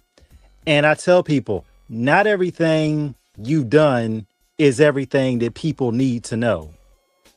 And we see this sometimes when people get on they want to get out there and disclose everything. I'm like, one thing about it is, because they get caught up in they want to be truthful, right? Because you can tell when somebody lying or covering up something, so they get caught up in that pressure, and then you get caught up in the pressure of you're getting paid, and so you don't want to mess up that, especially when you go on channels like that. You don't want to mess up that bag, and now you figure, oh, he ain't gonna pay me because now he think I'm lying, or he definitely ain't gonna bring me back, and all of that. So you have all of the different pressure, but the main thing is though, people really want to tell. I knew that as a cop. People be dying to tell you. They want to tell you what they did. They want to tell it. They want to tell it. Yeah. I mean, people want to tell it. But one thing about it, though, whether perverse or altruistic, people want to be acknowledged And whether they're scammers or they're sincere, people just want to. It's like the situation, and I can speak on this because it was a public situation. You familiar with Gregory Jeremy and the whole Florida A&M fiasco, right? Yes.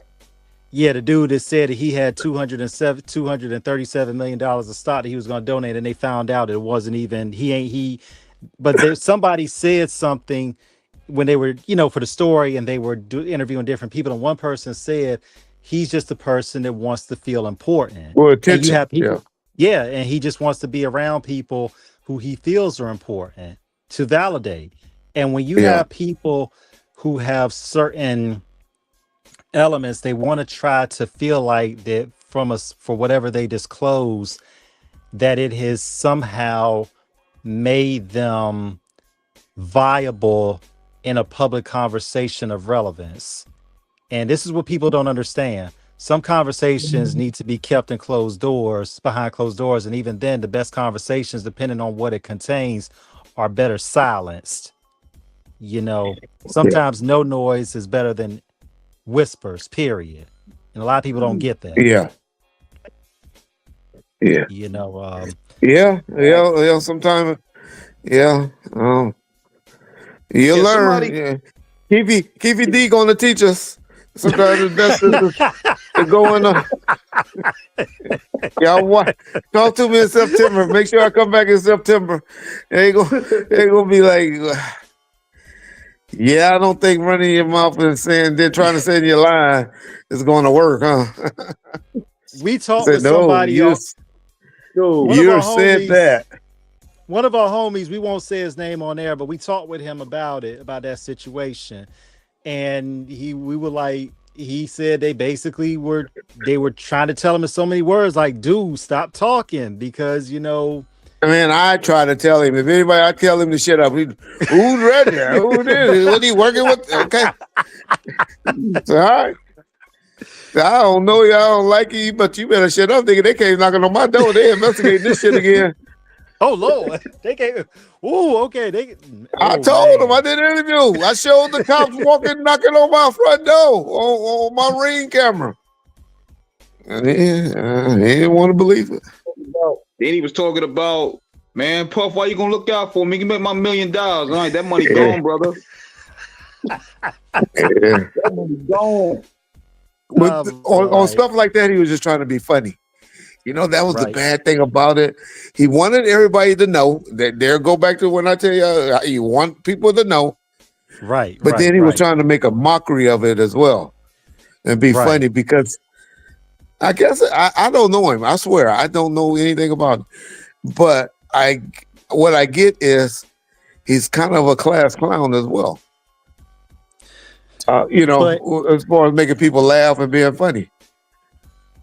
But the thing, that's what I get from it. But to be serious about it, though, y'all, I think when we look at what Pac's death meant in terms of how it literally, because we know people that are close in that circle with him. We know people that knew him personally, and the devastation his death brought in terms of, because that's a loss. Next year it'll be 34 years since Pac's been gone, and it's no, not that long. Not that long. No. Yeah. It'll be only 30 years. 30 years. Yeah.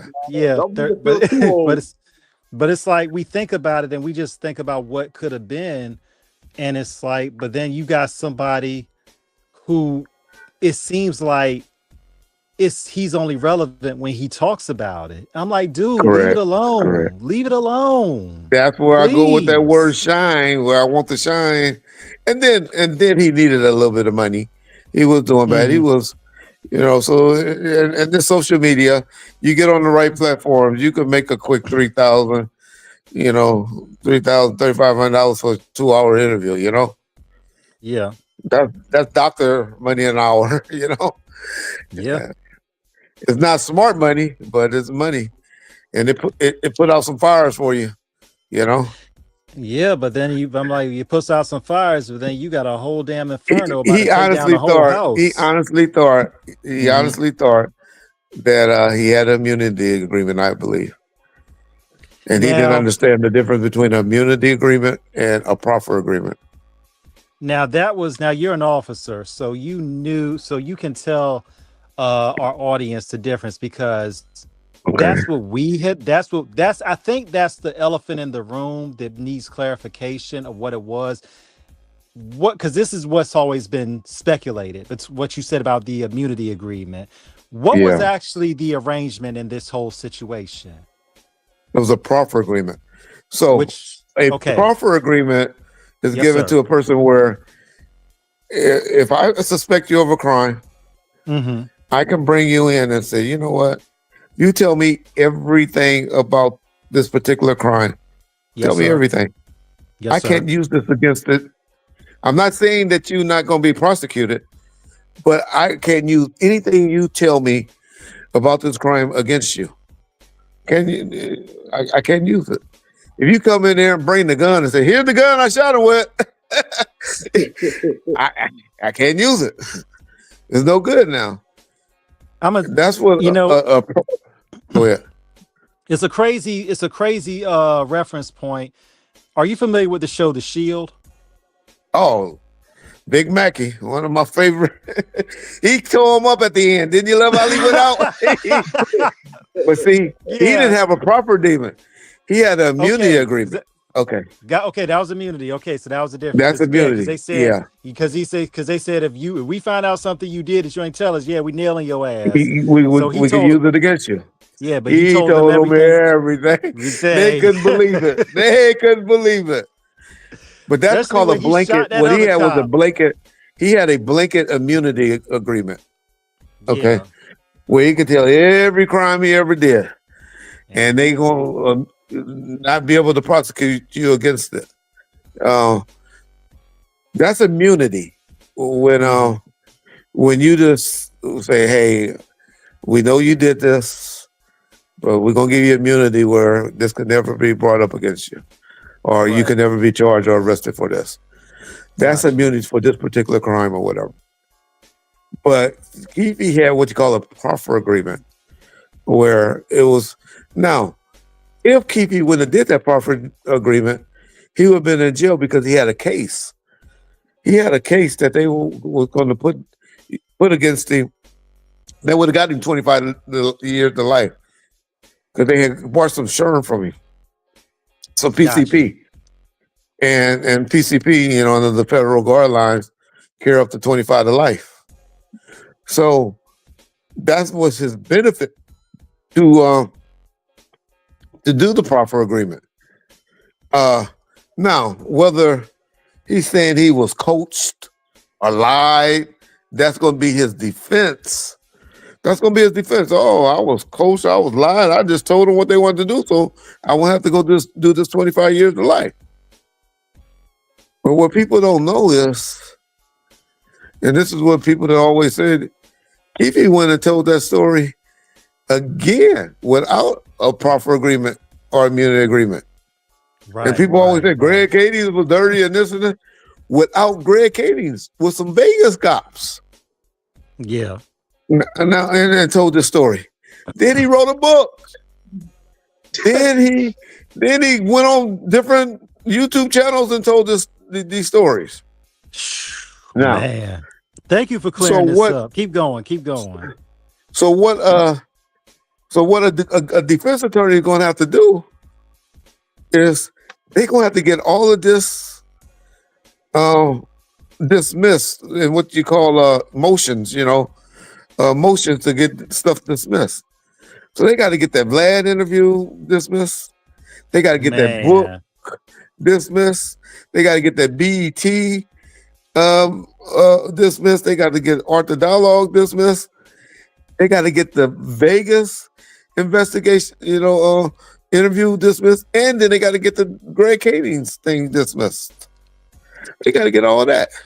Good Lord. Because, so just think if they don't, okay. So all of us on YouTube, we all watch Law and Order, and we all know law and police and all of that. Right. But surely us motherfuckers on YouTube ain't the ones sitting in the jury boxes, right? It's usually Right, some right. old white folks that work with your mama at the school district and all of that. And so they go in here, and then the DA going to play all the interviews. They're going to play all the interviews and read passages from the books and all of that. And they're going to hear that, and they're going to hear him talk to some detectives that are going to explain him things from Vegas and LAPD. And they're going to explain, they're going to hear all of that. And so the old white folks and the people are going to be like, but his defense attorney going to be up there saying, well, he was just lying. He was just lying, making this shit up because he was able to get money from YouTube and all of that. They're going to be like, huh? YouTube, it wasn't no YouTube in 2009, 2012. Hey, nobody was paying for interviews then. Okay, so they're going to have to, cross that field. But the main thing is, the people gonna be like, is he crazy? Is he a special ed student or something like that? And they're gonna say, no, he ran a drug empire. Is what the DA gonna say. He was all of this. He's not dumb or illiterate. And so he said all of this stuff. And so the people on YouTube want y'all believe that those people in the jury box gonna be like, oh, well, he's not guilty. Man, Keefy D would never once those things don't get kicked out of court, they will never go to nobody's trial. Gotcha. If the judge don't kick all of those. Now, only way he have a chance, you might, if you get the judge to kick out all those different motions, all those different things I said, and say, oh, you can't use it. I can't see no judge doing that. But the thing is, this is all public, and they say in the Miranda, anything you say can and will be used against you. Yeah. So, but I mean, and he also was given a Miranda when he gave those two interviews to the detectives and stuff. Yeah. So I mean, but it's all public information. I mean, it's on the airwaves. I mean, yeah, it could go. It's here. I mean, you could say hearsay and conjecture, because but the fact is, it's in terms of what has actually been disclosed. This is now you can get it omitted from court. You can get omitted from being playing in court. That would be my way of going it, but I don't see how a judge would allow that to happen. It'd have to be a strong defense. But I'm not here to try to get the nail the hammer the nail in the old Keefy D, because I kind of feel bad for the brother. I just think he was just an idiot. I don't think he retarded. But this stupid got caught up. Just wish he would have kept his mouth quiet. Yeah, hey guys, hey T-Man, check this out. This is a good laugh right here. They just popped up on my news feed. Okay. It says here that Diddy plans the Christmas celebration behind bars with fellow inmates. I mean, his commissary. Yeah, Christmas. You're gonna have a New Year's Eve party too. You're gonna have New Year's Eve popping. They give out the BOP give you out a bag every year right about this time. Where they give you, because a lot of brothers in there don't get commissary and stuff like that. A lot of people, their family members have forgot about them, or they just disown their family, and they refuse to work or whatever, can't work because of their thing.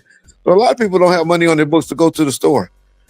But BOP this time of year give you a big bag full of a lot of stuff, an apple and an orange and some caramel popcorn and all type of stuff. So they get a nice little Christmas bag this time of year from the BOP.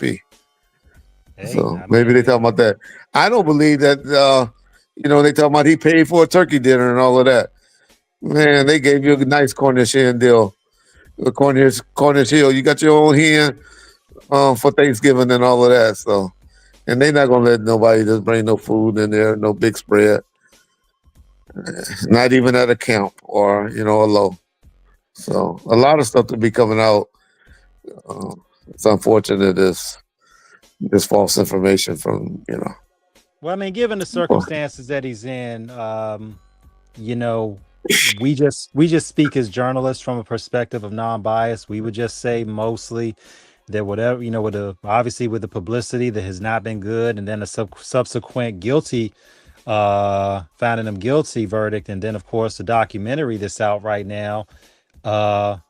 Which 50 did not produce. We got to put that out there because everybody thinking 50 is like just no. Nah, This they is just not use his 50's. name. Yeah, they just This use is his not name. 50's documentary. This was already in the works well before 50 got in. He's executive producer, which means he may have handled some business aspects, but this is Yeah, not his. This is not yeah. his. So we have to clarify that. If we're gonna tell the They story, we're use his gonna tell name just all of like it. Power. Yeah. Just like on Power. Everybody give him credit for the Power show. That lady was writing all of that stuff. I can't think of her name right now. Agbo. But what's her name? Courtney Agbo. Courtney Agbo. Courtney. Yes. Yes, Her sir. name was Yes, sir. Courtney Kemp Courtney Agbo. Kemp? Yes, sir. Yes, sir. Courtney Kemp Kemp. That's Agbo. it. Yes. Yeah, so but we want to make sure that for clarity people understand all of this. But yeah, I mean, but Puff given it, obviously he needs as much positive publicity, if that's possible, that he can get right now. So we just gotta take it for what it Yeah. is. But I guess we're about to close shop. Reggie, this has been absolutely incredible. Before we wrap it up, I gotta say T. Before I wrap it up, I got a Yes, sir. question submitted to me. Sure. And Go ahead. Fans want to know, did you have a part in correlating the Tupac greatest hits? Yeah, actually, yes. Thanks for asking. It was an easy one. That was an easy album. The only thing I really could take credit for is fighting with Suge to get Changes, because he did not want the song Changes out. Number one, because it was produced by Trackmaster, some East Coast dudes. Okay. He felt the guy that sung on the hook should have been somebody like Danny Boy or somebody that was associated with him. But mainly because, if y'all don't notice, two of those verses, his own Changes, were out on Haven't Got a Ghetto.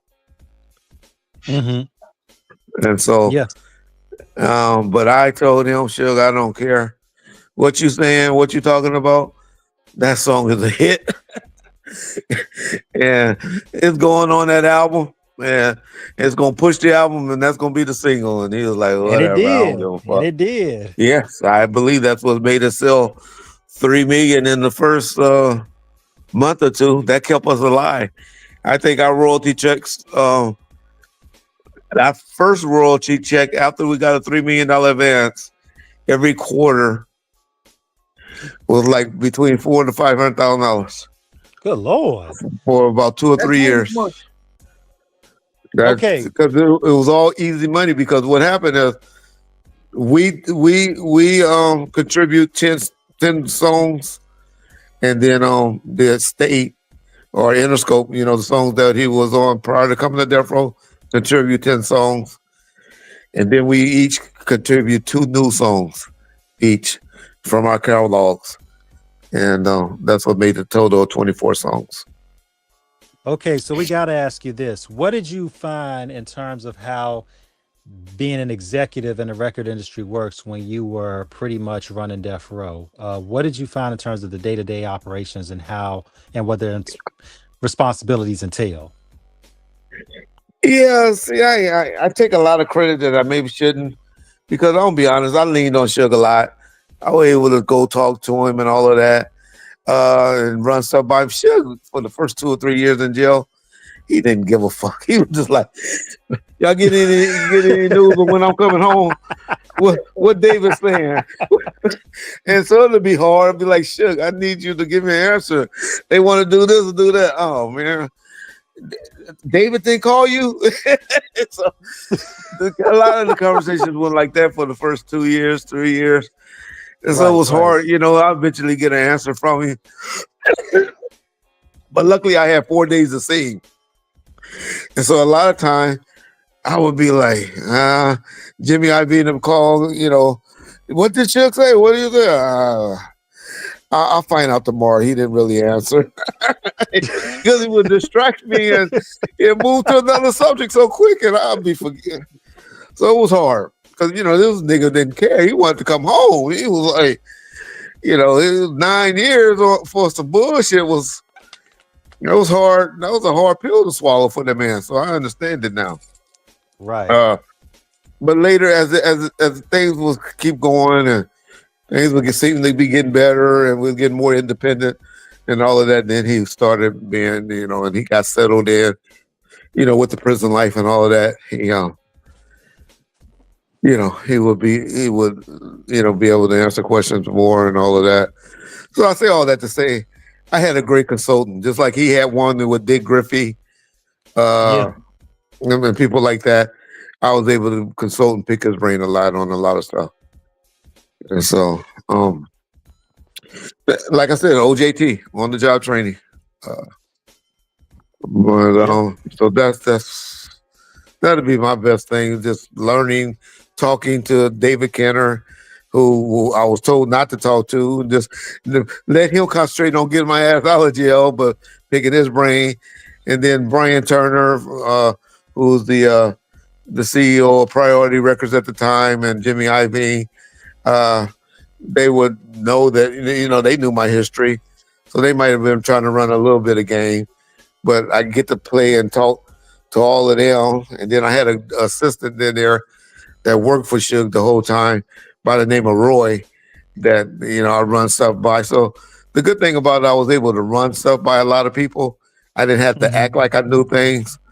And then I was good at running things by people and then making a decision and then throwing an ideal to Suge. And then, he would always have some way to add something to it or to change the game, fuck up the game, something. He would do something. But it'll always happen, I'll say, hey, we need to tell them we want 300,000. You tell them motherfuckers you want 500, and then we get forward, I'll be like, "Damn, are you trying to kill it or what? I told you we need this 300,000. What the fuck?" But somehow he knew him, with it.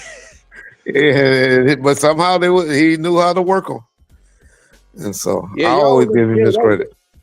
Y'all was a beast with the marketing, man, because I remember with the greatest hits dropped, y'all had the song God Bless the Dead, and we was thinking, why Tupac shot out Biggie Smalls and both them dudes dead? So that played on like the mystique behind. Suge came up with that idea to never speak on whether he's dead or alive. Suge was, if y'all ever noticed back then, Suge never said. Then he started with the Tupac Alive bullshit later on in life when he was just playing. But even back then, he just said, we're not going to speak on it. Well, he's dead or alive. Let people make their own determination. Man. Yep. But I mean, we think about everything y'all done, man. I mean, just the stories alone that we heard. It was you had to be with it to be on the road, man. It was definitely something that when we interviewed Kenya, we had a great interview with her and she told us the stories and it was like it just had to be a time. And she speaks highly. Shout out Kenya. Kenya personality has always been the same. The way she is now, she was in the 90s. Cool chick. Yes, she is. My big sister, our big sister. Love her dearly. Yes. Yeah, man. It's definitely something that so when you look back at everything to where you are then, where you are now, where you were then, what have been the biggest lessons that you've learned along the way? Lessons. I go in and out. Lessons. The best thing is just, loyalty, honesty, and don't bite the hand that feeds you. But the main thing is just try to keep it real. Have a good character with everything you deal with when you try to dealing with people and stuff like that. Just treat people with respect and character, because you never know how they can come back and help you. Jimmy Iovine told me that one time. I was doing shit for Suge, terrorizing Jimmy Iovine and stuff like that. And he looked at me one day and he said, Reggie, you don't realize. He said, a lot of the stuff I did, I was doing to make you look good. And I wouldn't have did it for nobody else. I wouldn't even did it for Suge. But I did it because I knew it was something Suge wanted. And I wanted to make you look good. And he said, but you did this to me and you did this and doing this for Suge. And he said, one day you're going to learn. But it's all about just treating people with respect and treating people right. And not just trying to bully, because y'all think I fear y'all. I don't fear y'all. I like y'all. Ooh. The Ooh. things I did was because I liked y'all, not because I feared y'all. But y'all always And thought it was because I feared y'all. but that goes, but you know, Reggie saying that with him, that runs both, that runs, if people can read between those lines, um, Yeah. people really understand what that means if you read between those lines, Yeah. you know, because that's basically a way of saying I like y'all until I don't like y'all. When that goodwill Yeah. runs out, it's going to be a problem. And I didn't tell the kicker. He was holding my hand, was shaking my hand with a tight grip when he said it. Yeah. Yeah. I mean, that's real because people have to understand that there's love and there's generosity until there's resentment and enmity. And people have to Correct. understand, do not, you know, don't go to that well to the point that you done basically done cleared everything out without putting something Yeah, back into it, because ultimately people, don't abuse people's good nature, exactly. because And I say all that and brought that story up because I didn't finish. It was mainly because so look at where him and Dre at right now, and look at Mhm, where me and Suge at right now. If I would have kept that relationship the way it was back in the 90s, mhm. I could be right there with him and Dre. Not on that level like that, but I'll be all right. I would be all right. Right. Yeah.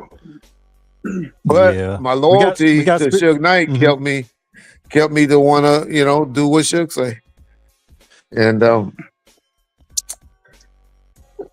yeah, I wonder now and I fight with myself now if loyalty or just being right by people, which one is what I want to be. I always say I'd rather be a loyal person, but loyalty is not always the right thing. And it's always a complex thing, Reggie, because when we look at loyalty, there is a point when, and this is one thing, and we're saying this on air, we didn't want to necessarily harp on the situations with you and Suge, because that's the issue with, for whatever's happened, that is Yeah, between y'all. We're not here on the show to air out that laundry. We wouldn't Not at want exactly. all. you airing that out. If anything, we'll probably ask if Mhm. there any way of consolidation or Right, mending that bridge. I right, love Suge right. like a brother. I love Suge like a brother, but I'm done with Suge. Understood. And we know that whatever, we know that the issues that y'all have had is not necessarily for public discourse. There may have been stuff said Yeah, publicly, but whatever it is between y'all, that is between y'all. But in terms of the loyalty aspect, I tell people, when you know a situation, as long as you did not backstab the person, you have a right to yeah, remove yourself from something when you know it's not good. When you see that train going off the tracks, you have a right to get off. You have a right to jump off that train when you know something ain't right. You know, exactly. and that's not being disloyal. That's called self-preservation. As long as you not, fucking somebody over, you got a right to leave. Yeah, If it ain't right no more, you got a right to leave. exactly. So yeah, that's what it is. And Yeah, shout out to Spirit Yeah, Wonder. man. Shout out to Spirit Wonder, always showing support. Thank you. No doubt, man. This was But definitely yeah, a man. dope build, man.